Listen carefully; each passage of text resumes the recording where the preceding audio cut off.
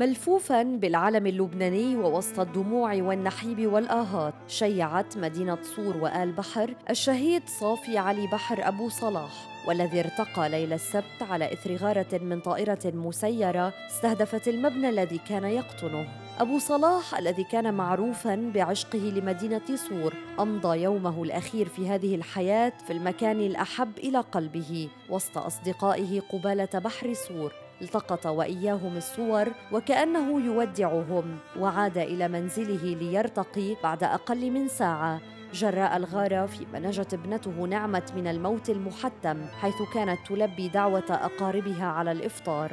اليوم عاد ولديه صلاح وأحمد من الغربة لتوديع والدهما للمرة الأخيرة مع حشد كبير من أهالي صور والجوار ليوارى الفقيد العزيز في الثرى بعد أن أغمض عينيه مظلوماً في ليلة رمضانية مباركة.